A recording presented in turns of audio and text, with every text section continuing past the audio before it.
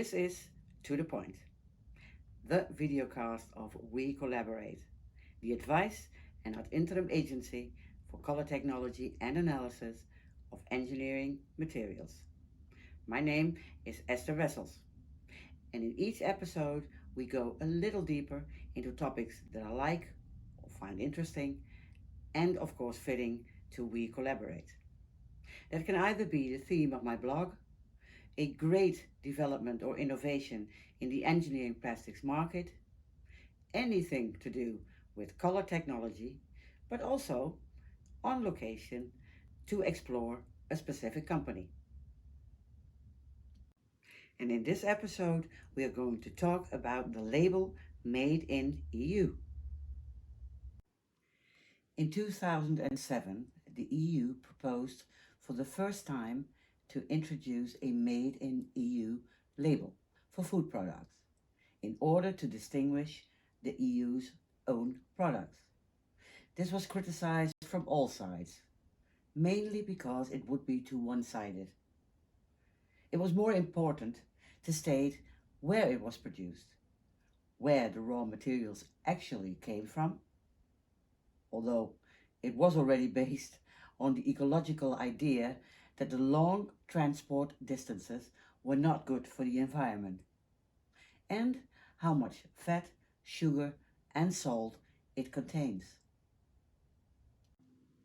And in 2004, a similar suggestion was torpedoed by Germany, the UK and of course the Netherlands because of the possible costs of labeling.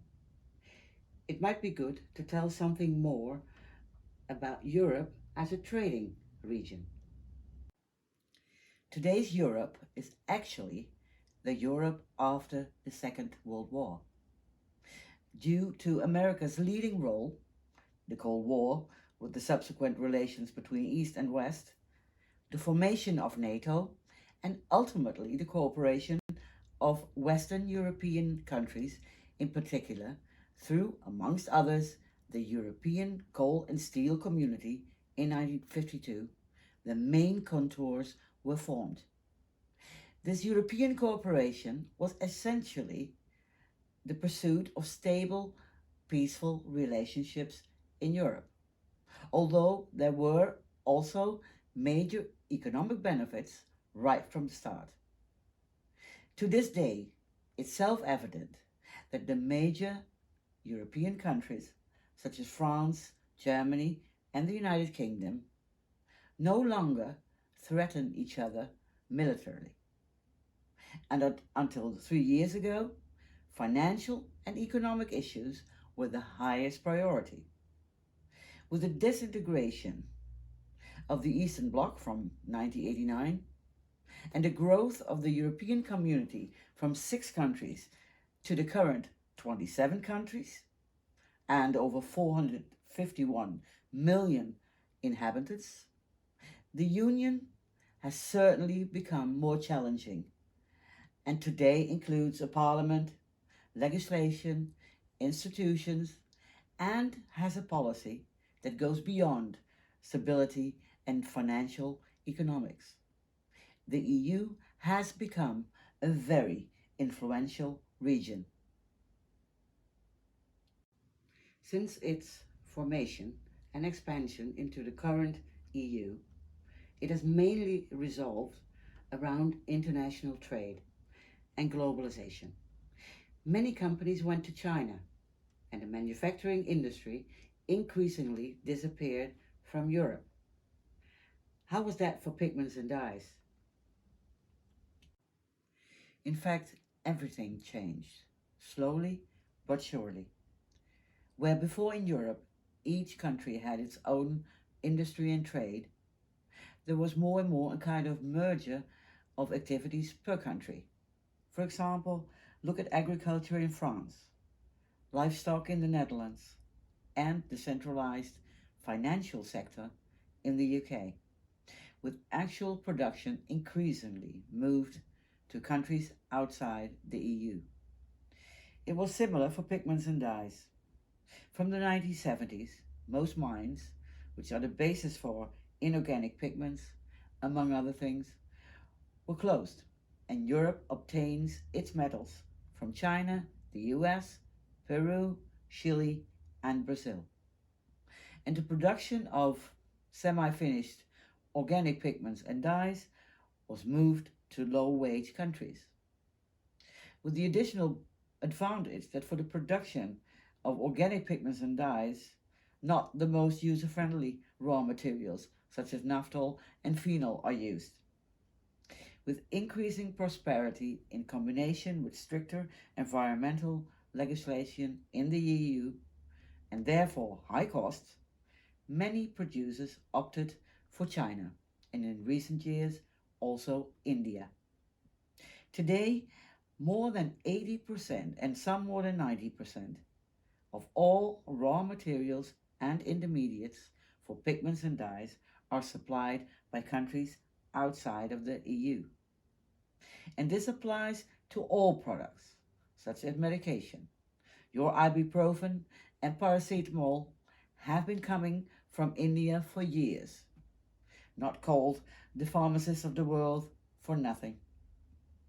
But also consider, for example, what is currently in the news regarding ASML and the rare earth metals that will be supplied to a more limited extent from China. Everything we need and use in our daily lives has raw materials, parts, and often the end product and equipment that come from countries outside of Europe. But the world has changed dramatically again in the last 5 years. How has that changed the EU? Indeed, a lot has happened. The COVID pandemic has painfully exposed how dependent the EU is on external regions, and China in particular. We remember well the shortages of face masks and other protective equipment, but also the shortages of other raw materials that arose due to all quarantine measures and travel restrictions to and from China, for example. And just when the world thought that normal life could be resumed, that terrible war started in Ukraine, which also has consequences, especially financially, economically, for the rest of the world.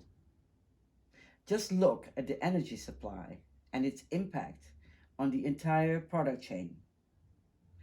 Not unimportant is also the geopolitical situation in America, where under Trump it was America first, but under Biden, with Made in USA, it is no less protectionist. Biden has an immense program to increase domestic production, drastically improve infrastructure, and a strategic campaign to at least slow and preferably stop China's rising influence and power in the world. But that also affects Europe and the culture of international cooperation that has been built up over centuries. Europe can no longer fully rely on the two-way relationship with its main economic partner. Europe now realizes that it must become self-reliant in all kinds of areas, from raw materials to end products, from medication to weapons and ammunition. With the changing relations between China and the Western world, with America at the forefront, the new Silk Route, but also the growing awareness in China of the need for a sustainable future, self-reliance must be achieved rapidly in the EU in order to sustainably secure the economy and prosperity in their own region. What concrete plans and actions can we expect from and in the EU? What will we notice and when? You often hear that the EU is slow and gets too little done. I am, by now, only partly agreeing with those people who say that, because something is changing in Europe. Europe's response to both the pandemic and the war in Ukraine was and is a united and largely unified Europe, with a growing understanding and confidence in the region's own capacity and economic and social importance in the world. Examples such as ASML, the rules imposed by the European Commission on social media such as Facebook and Twitter, and perhaps even the process during and after the UK's Brexit and the changed relationship with the US have reinforced this. Europe is increasingly sailing its own course, focused on its own region. And this insight seems to translate into concrete plans and practical actions, and not only in the field of the energy transition. As often is the case in the EU, none of this happens overnight. The EU is not the US or China, where a central government dictates policy for the entire region or country. In the EU, there are 27 member states that all need to be convinced of the course to follow. And so it will take some time before the average EU citizens see what is going on. But new minds will come, and existing minds will be expanded or optimized. The first as early as 2024, and several more in 2028. And the search for new raw materials continues, with the recent discovery of a large underground reserve of phosphorite in Norway.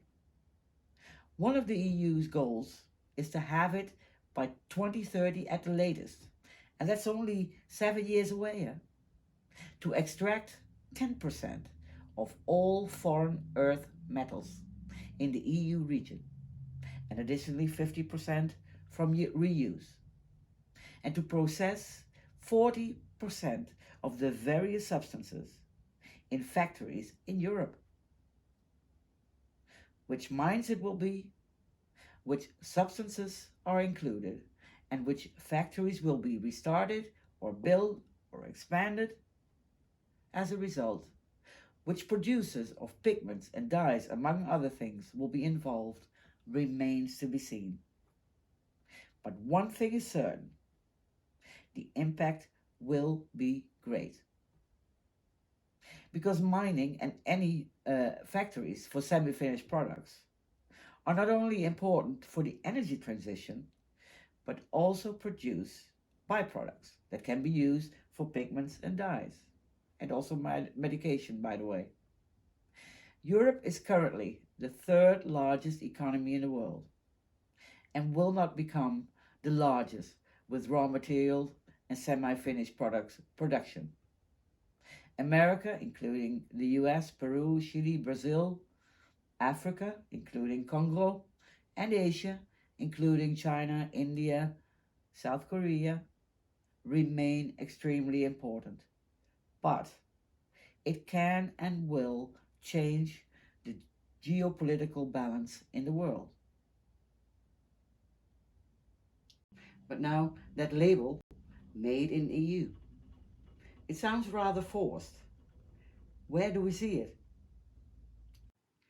The idea behind it is of course inspired by the decades-long Made in China label, and must become a top quality brand. That a product is fully produced in the EU and is therefore of high quality and safe for people and the environment. It is a logical follow-up of the EU's growing self-confidence as a region of importance in the world. And it's not a bad idea. Just look at the CE mark for electrical appliances. That is really a EU mark with enormous visibility and fame. And it has consequences for manufacturers of equipment. And don't forget the other labels that originated in the EU. The Eco label, the label for the tire industry, the European energy label, and the EU label itself, of course. So the official Made in the EU label is not there yet, but it is already widely used informally, not in the foreground, but in the background in communications from government and companies. And all existing and future labels can be the prelude to the Made in EU label. But will it really happen? What will we see in the coming years? That is very difficult to say because there is so much going on and various factors are important. The war in Ukraine is far from over, and it remains to be seen whether the EU will remain as united as it is today, despite some reluctant members. Which political directions are the EU members taking? Italy has a new government that is mainly conservative. In the Netherlands, there is a chance that a less liberal, and more importantly, less green wind will blow. And there are even more countries within the EU that at least want to maintain the status quo. Will these forces prevail in Europe? Will the tide turn again? And the question always remains, what will China do? Prosperity is also increasing there. Stricter requirements are being set, and with increasing resistance from the rest of the world, it would be logical that there will be a reaction and perhaps an adjustment in strategy. And with the elections next year, what about America? We don't always like it, but a stable and outward-looking America is better for the world as a whole. What remains extremely important is everything to do with climate change, such as sustainability and energy transition, and with the geopolitical-driven deglobalization. These are strong forces for each region to step up policy and strategy. And so also for Europe. By the way, what is often forgotten, governments do facilitate, but it is companies and citizens who determine what really happens, how the economy works, which developments will be a success, and which will not. It is the companies that, whether or not driven by social developments and the opinions of citizens, determine whether or not they will develop, innovate, and produce in the EU. Europe may not be moving that fast, but once the train is running, with nearly 750 million citizens, it is often difficult or impossible to stop. The EU has some way to go then when it comes to such a label. What is clear is that Europe has a lot to offer. With almost 750 million people in this part of the world, with 27 countries and more than 450 million people in the European Union and still growing, with top quality educated people, fantastic and still improving infrastructures, with a huge financial budget, this region is a powerful region and of high importance. And the EU is increasingly showing itself to be a leader on the world stage, no longer subsidiary of America and China. And that Made in the EU is increasingly in the minds of the European Parliament, in civil servants, and in companies. With the renewed focus on self-reliance, which even the most conservative members think, and an increasing manufacturing industry, real steps will be taken for the label. And so, maybe, in 5 years, you will see a device that is exclusively made in the EU, sold in China with a label Made in EU. That is it for this videocast. Thank you for watching and listening. and I hope you found it interesting and enjoyable.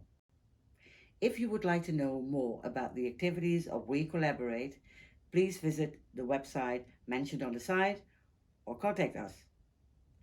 For more information and the monthly blog, follow me on LinkedIn, which you can do via my personal account or via the company page of weColLaborate. And finally, if you want to receive more videocasts like this on LinkedIn, like my post.